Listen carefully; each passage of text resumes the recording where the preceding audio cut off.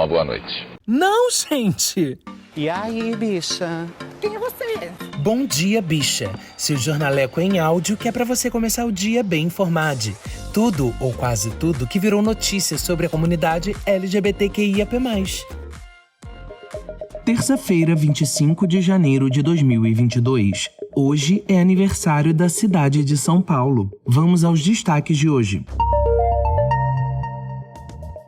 Militares farão parte de pesquisa sobre ter sido ilegal, na Inglaterra, ser LGBT+, no exército até os anos 2000.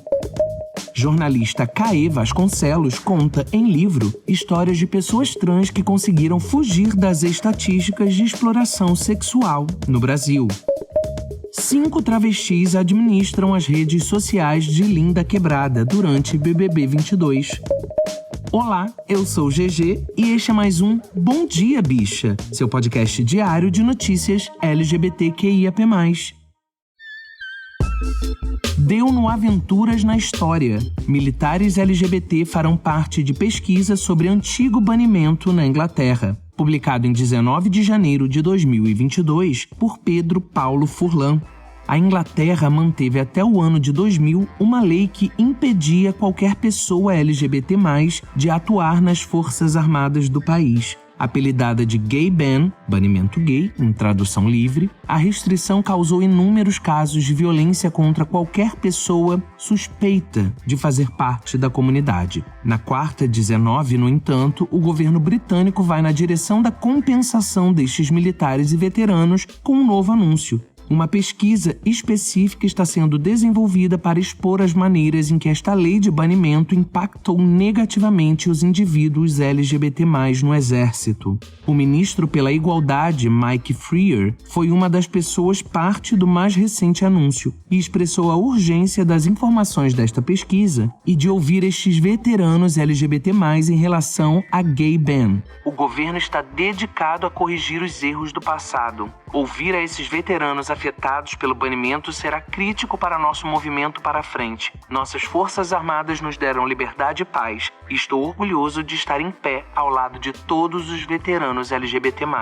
afirmou o ministro. De acordo com as informações reveladas pelo portal de notícias Gay Times, a reação de ativistas LGBT+, em relação à nova pesquisa sobre a lei do banimento foi diversa, com agradecimentos e comemorações pelo investimento governamental em uma pesquisa do tipo, mas preocupação com a maneira como os resultados serão usados. Destacando as experiências negativas de muitos militares LGBT+, Carolyn Page e Craig Jones MBE, da organização Fighting with Pride, lutando com orgulho em português, expressaram a necessidade de um apoio direto do governo também, de maneira a proteger esta comunidade na Inglaterra. Milhares de veteranos LGBT+, ainda vivem em vergonha e pobreza, fora da família militar e sua rede de apoio. Eles se apresentaram para servir seu país e foram tratados com crueldade chocante. Temos mais de 20 anos desde que o banimento foi revogado, mas o governo deixou estes veteranos para trás. Nós damos boas-vindas ao anúncio de hoje e iremos trabalhar com o governo para atingir progresso rápido e reparações significantes para os nossos veteranos LGBT+, explicaram. A gente está falando de outro dia. 22 anos parece muita coisa, mas não. Até a virada do milênio, era proibido ser LGBT+, em um dos mais antigos exércitos do mundo. Você consegue precisar o tamanho da gravidade da discriminação às nossas existências até outro dia? Aliás, ainda hoje. Mas pensar que estamos falando de um país desenvolvido, antigo. É por isso que não temos como relaxar. Nossa luta ainda é uma luta muito recente se pensarmos na história da civilização, apesar de existirmos há milênios. É muito absurdo pensarmos que tantos veteranos vivem à margem daquela sociedade. Não bastasse tudo que sofreram enquanto estavam na ativa, em termos de violência, de humilhação. De fato, é essencial que essa ação importante do governo britânico resulte numa reparação que vá além do discurso, que essas pessoas sejam efetivamente resgatadas, que possam ter o futuro com a dignidade que merecem e que haja grande repercussão de todo esse processo para que o mundo veja. Quando a gente desconhece nossa história, a gente está fadado a repeti-la, Deu no Expresso Estadão, livro Transresistência, fala da população trans no mercado de trabalho. publicado em 19 de janeiro de 2022 por Nathalie Simões.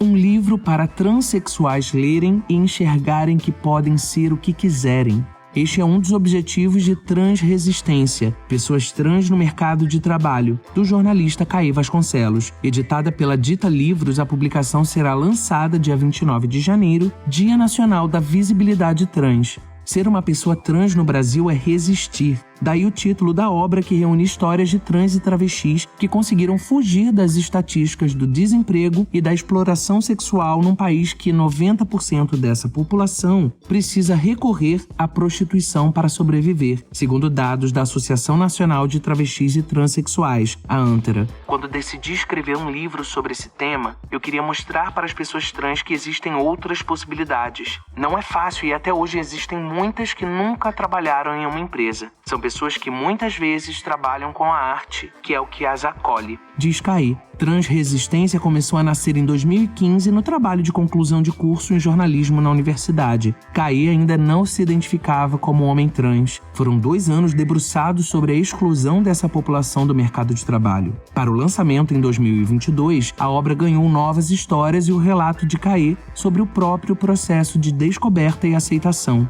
Quem assina a orelha é a ativista Neon Cunha, primeira mulher trans a ter o nome retificado no Brasil. Na época eu não conseguia entender porque alguma coisa muito forte me levava para esse tema. A primeira vez que eu percebi que poderia ser uma pessoa trans foi escrevendo esse livro. Quando comecei a entrevistar as pessoas, senti como se a história delas fosse a minha. Isso foi revolucionário para mim, não apenas como repórter. Conta o autor. 2 parlamentares trans eleitas pela capital paulista em 2020 estão retratadas em Transresistência. Uma delas é Carolina Iara, co-vereadora pela bancada feminista do PSOL, que traz sua vivência como pessoa intersexo. Érica Hilton, primeira vereadora trans eleita na história da Câmara Municipal de São Paulo, com mais de 50 mil votos, é a outra parlamentar perfilada. Em fevereiro de 2021, Érica esteve no centro do programa de entrevistas Roda Viva da TV Cultura. Foi então que Caê se tornou o primeiro jornalista transexual a participar da bancada de entrevistadores, uma das mais tradicionais no país. Antes de passar pelo processo de identificação e aceitação como homem trans, Caê era uma pessoa insegura profissionalmente. Não sabia lidar muito bem com elogios, diz. As pessoas diziam que eu tinha uma sensibilidade como jornalista, mas eu não conseguia me ver dessa forma. O autor não romantiza a transgeneridade. Alguns medos se fortaleceram, como o da violência, mas ele afirma se sentir mais vivo por ser quem é. Eu ainda tenho dificuldade de me posicionar quando me chamam pelo nome errado, mas a transição salvou minha vida profissional e pessoal. Foi a melhor coisa que eu pude fazer por mim e pelas pessoas que estão ao meu redor. Um dos planos que o jornalista pretende tirar do papel em 2022, ao lado de outros comunicadores trans, é a criação de uma agência de jornalismo com conteúdo voltado à população transexual. A transição me ajudou a entender que a gente precisa avançar coletivamente e toda porta que eu abro me faz pensar nas pessoas trans que virão depois de mim. Eu não quero ser o único homem trans no Roda Viva. Que história linda permeia a construção desse livro necessário, Caê. Eu já te seguia nas redes e quando encontrei essa pauta, quando eu li o seu relato sobre como criar o Transresistência foi importante no seu próprio processo de compreensão de quem você é, eu vi que precisava contar isso aqui. Parabéns pela matéria, Nathalie Simões. O que o bicha, o bom dia bicha, minhas expressões nas redes sociais, tudo isso é importante para o meu trabalho contínuo de desconstrução e reconstrução, de me entender cada vez mais como um corpo político, como um ato político no mundo, no Brasil, nesse Brasil especialmente em que estamos vivendo, em que precisamos lutar para sobreviver, né? E com a consciência dos meus privilégios como homem cis, branco, gay, nessa busca literalmente diária por informações sobre nossas existências, por conhecimento, por vivências, eu entendo cada vez mais a necessidade de ocupação de espaços pela nossa comunidade, a necessidade de compartilhar meus privilégios e todas as histórias de quem em seu processo de criação se descobriu, se redescobriu, encontrou seu propósito, se encontrou, todas essas histórias ecoam muito em mim. A gente precisa contar essas histórias de libertação através da expressão, porque todos nós, precisamos falar bem alto sobre quem somos, o que viemos fazer aqui. Precisamos ocupar os espaços. Enfim, essa matéria realmente foi muito importante para mim. E para todas as pessoas trans ou cis que puderem ter acesso ao Transresistência, para conhecerem histórias de outras pessoas trans no mercado de trabalho, para que possamos ampliar nossos horizontes também na busca de um campo maior de oportunidade para todos. É importante demais que a gente leia. O livro vai ser lançado no dia 29, Dia Nacional da Visibilidade Trans. Olha aí uma possibilidade de excelente uso do nosso Pink Money. Parabéns pelo trabalho, pela iniciativa, Caí, e viva a sua existência. Deu no Gay Blog BR, BBB 22. Equipe de redes sociais de Linda Quebrada é composta por 5 travestis. Publicado em 21 de janeiro de 2022 por David Pazzato. Na última quinta, dia 20, Linda Quebrada entrou na casa do Big Brother Brasil 22 após a estreia. A Sister teve sua chegada adiada, pois havia testado positivo para a Covid. Enquanto isso, nas redes sociais, o público esperava ansioso a cantora no BBB.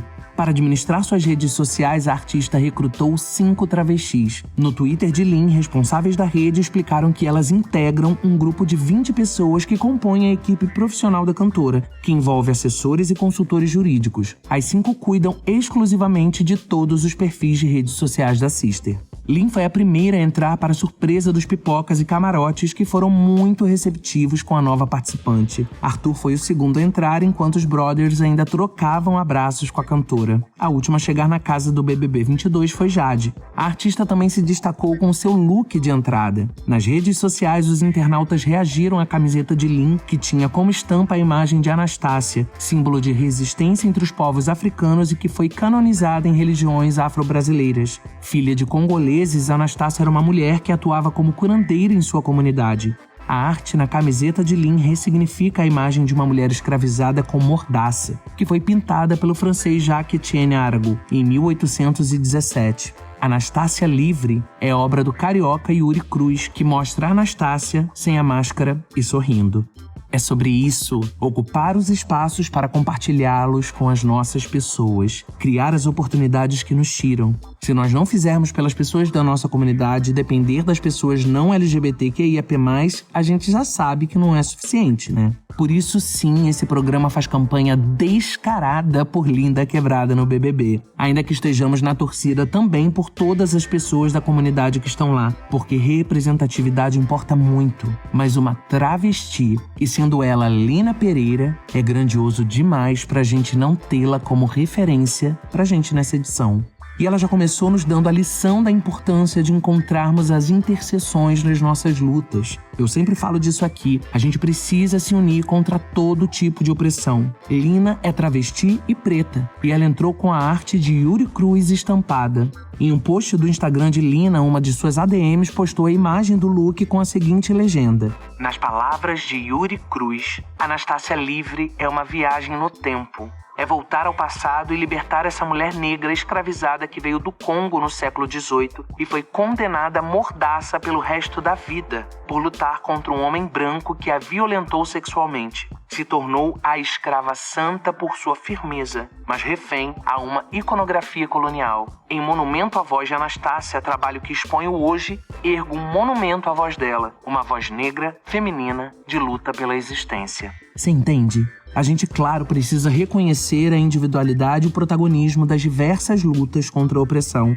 mas não tem como a gente se isentar de qualquer uma delas, porque, via de regra, os opressores são os mesmos. E porque não tá certo, qualquer tipo de opressão é uma violência e a gente tem que estar vigilante contra todas elas. ADMs, vocês são maravilhosas e estão fazendo um belíssimo trabalho à frente das redes de Lin, mostrando também o valor de vocês para milhões de seguidores. Contem com a gente pra tudo. E mais um Bom Dia Bicha chega ao fim, e hoje é aniversário de São Paulo, essa cidade que eu amo muito de paixão, pela qual travo embates homéricos com meus conterrâneos cariocas, pois muita gente ainda curte um bairrismo babaca. Mas eu amo São Paulo e, como um bom leonino, eu sou leal aos meus sentimentos. Então, beijo, São Paulo. Só não moro aí porque realmente não tem como. mas eu tô aí sempre. Aquele que conversa com a cidade como se a cidade fosse uma pessoa, né? Então tá. Lembrando que eu quero muito te ouvir aqui no episódio. Você mesmo, ouvinte, não é São Paulo. E nessa tour de divulgar gente boa, ideia boa, iniciativa boa, eu quero que você me conte o seu corre ou algum corre que você conheça sobre a comunidade LGBTQIAP+. Manda mensagem de voz lá no Anchor contando um pouco mais, chamando os ouvintes para conhecer você, o seu projeto ou o que você tá apresentando pra gente. Você pode mandar também mensagem de voz na DM do Twitter, no direct do Instagram ou por e-mail lá no queobichapod@gmail.com. As nossas redes estão na descrição do episódio, juntamente com os links para as matérias completas, tá? O Bom Dia Bicha conta com identidade visual e edição de Rod Gomes, pesquisa de Dan Pereira, roteiro de Dan Pereira e GG, eu mesmo, que além de apresentar, também faço a produção geral. O programa faz parte do feed do Que o Bicha, um podcast queer, que está no selo Fio, a rede ativista de vozes. Ouça os outros episódios, compartilhe nas suas redes sociais, não deixe de nos marcar e de nos seguir. Beijo, boa terça. Hoje tem eliminação no BBB, hein? Socorro! Até amanhã.